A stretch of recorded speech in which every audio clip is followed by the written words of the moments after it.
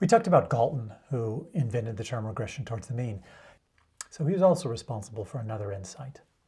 And that has to do with what is often called wisdom of the crowds. So he was at a county fair, and one of the competitions there was to guess the weight of this, I believe it was a steer. Okay? So people paid a little money and put their guess as to what the weights are, and then whoever was closest won, I don't know, half the money or something else. So what Galton did was, after the end of everyone having made their guesses, he went through and actually looked at all of the guesses. And what he found was that the average guess was better than any individual guess. Now, this is not a hard and fast rule, but we can kind of see why it might make sense. So we have all these people coming in guessing the weight of this steer. One person might come in and say, I am very familiar with steer haunches, and I am looking at the size of this haunch and feeling it's like I have, looked at lots of steers and lots of steer haunches, and this lets me believe it's, 1,400 pounds. And then someone else might say, well, I'm basing it on, let's say, the height of the steer, and that gives me some idea of how much this steer weighs. Someone else might be looking at the width of the steer. Someone else might be sort of a strong man and come over and just lift this steer and say, gee, that feels like it's about 1,200 pounds. Okay? And so people are using different features in order to determine their total. So that's why it can be that an average might be better than an individual guess, because the average guess is using all sorts of different features about the steer, as opposed to individual guesses that might be using one or two such features. So that's the idea of using an ensemble. So the ensemble says, if we've got a model, right, we've got some F1 where we feed in our x and we get out a y hat sub 1. We might also have some other models, right? F2 and F3. And let's see, these are all trained, right? So we train them all separately. We trained F1, we trained F2, we trained F3. We get out our y hat sub 2, we get out our y hat sub 3. These all take in x's. So we're trying to infer what is the best estimate for y hat. We could just use any one of these individual models, or what we could do is take some combination of the models. Maybe we'll just take the average of the y hat sub i's. And that might be better than in the individual y hat. Or perhaps we take a weighted average of the y hat sub i's, right? So we might have, for instance, 0.6 y hat sub 1 plus 0.3 y hat sub 2 plus 0.1 y hat sub 3. That might be what we decide is our best, and that this is better than in the individual y hat 1, y hat 2, y hat 3. Okay. So the ensemble approaches say, try different models, different ways of looking at this, different ways of estimating our y hats. And then we could take an average, we could take a max, we could decide what makes sense here. So this is ensembling. How can we do this? Well, what we could do is, let's say, train a model, and then change the hyperparameters, train another model, change the hyperparameters, train another model, and then go ahead, save all three of these models, and then again, whenever we're doing inference or we're evaluating the validation loss, we go ahead and use this averaging or weighted average or whatever we decide to do.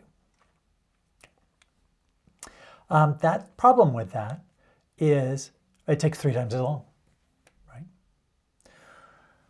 If that's not so bad if it's just taking, let's say, half an hour to train a model, but if it takes 2 weeks and 500 machines, then that's going to take another, a total of 6 weeks instead of 2 weeks to come up with our 3 models.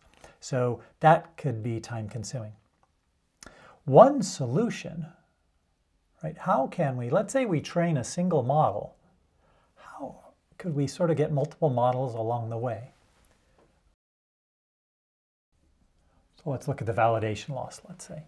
Let's say the validation loss, I don't know, goes like this. Every epoch, we have actually trained a new model. Right?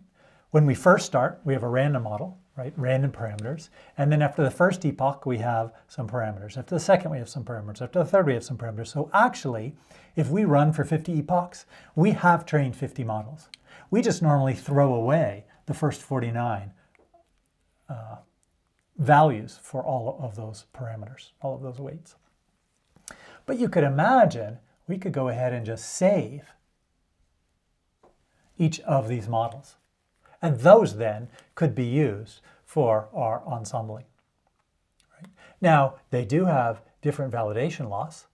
Right? Clearly, our last one has the best validation loss. Some other ones have previous validation loss. But they may be looking at different areas in the parameter space. Right? This might be in one area, this different area, different area, different area. Clearly, they must be different to some extent because we have different losses. But maybe they are different areas. And this would then give us, for some of our possible x's, maybe this one is better on a specific y, or maybe this is better, even though overall this one is better. So that's one thing that you can do. The Fast AI has a model saving callback that you can install. And what it does basically is every so often, okay, based on how many epochs you say, because you don't necessarily want to save a model every epoch, it will look and say, is the current model better than a model, the previous models? And if so, then it will go ahead and save it. So is it better, at least by a certain amount, right, by some sort of a delta? Is it better by some sort of delta and have enough epochs occurred, then it will go ahead and save. So you can configure it so you'd save each of these. So this is good for a number of things, right? If you don't have early stopping set up, then once you start to overfit, right, you don't really want that model. You want that model. And the model saving callback can provide that. Ensembles are used often. If we look, for instance, at Kaggle.com, this is a competition site for machine learning. So what happens is companies come, they provide data sets, and they provide a definition of a loss function, and then they ask competitors to design models to get the lowest loss. So you have a bunch of competitors, they're on a leaderboard to see who's doing the best, and all competing. Well, these are timed. That is, there's some deadline. And so shortly before the deadline, let's say a week before the deadline, what you find is that top entrants on the leaderboard will combine teams together. So for instance, if we had at the top of the leaderboard was team 1, and then we had team 2 and team 3, and this had, right, the lowest loss. So this might be, a loss of 0.23, and this loss was 0.25, and this loss equals 0.26. Well, what might happen is team 2 and 3 might come together, and this is allowed by the rules, and say, we're going to work together. Okay? But it's only a few days before the competition ends. It's not like we're going to take our best ideas together and merge and come up with this new model. Instead, what happens is we just go ahead and say, okay, this is going to be, so we're going to go ahead and use two models. We're going to use team 2, their model, and team 3, their model. And team 2 and 3's new model just says take team 2's old model and team 3's old model and go ahead and average them together.